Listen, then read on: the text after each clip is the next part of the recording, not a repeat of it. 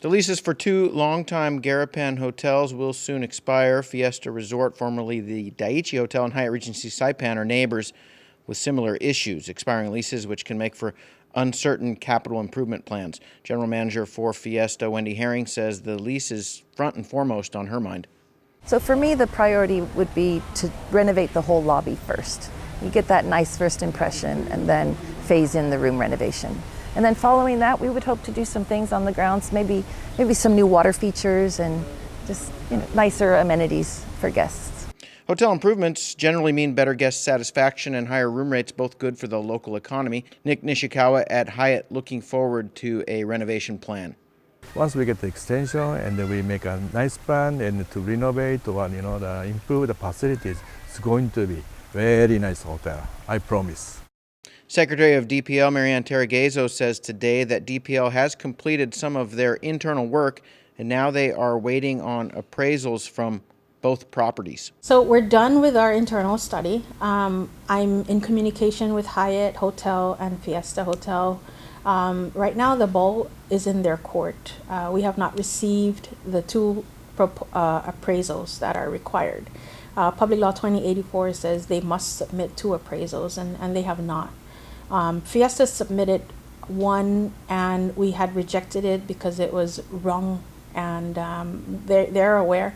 Teregeyo says she expects the Fiesta appraisal shortly and says the Hyatt appraisal is done, but currently with the hotel's attorney.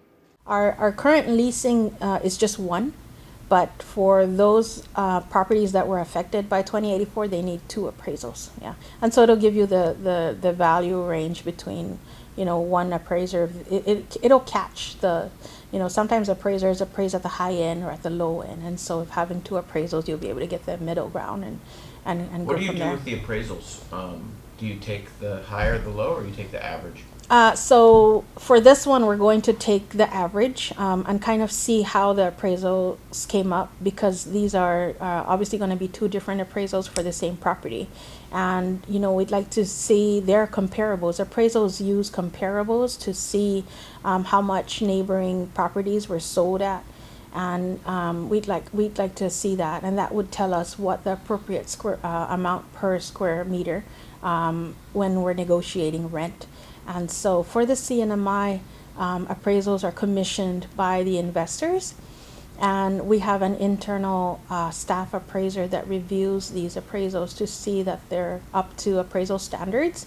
There are times where we've rejected appraisals because we feel that they were short of several factors, and we reject appraisals when we see that they're not completely right.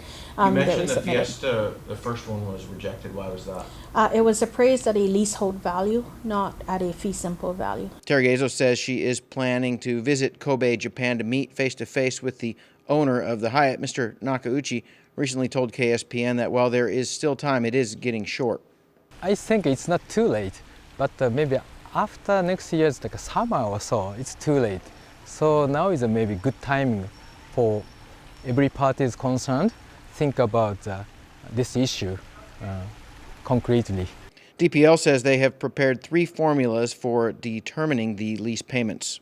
We will see between the different options that we have which is the best, which is the highest return we can collect, at the same time which is the most realistic return we can collect. Because like we talked about earlier, even if the value is 50 million and we won't get anybody in there for 50 million, it's not going to do anybody any good. And so it really depends on what we get. It's kind of premature until we actually see those numbers. But I'm hoping to see those appraisals in within the next 2 weeks. Like I said, the ball is in both their courts, and I'm sure they're as anxious to continue with the lease as we are. But we can't negotiate with them until they submit those appraisals.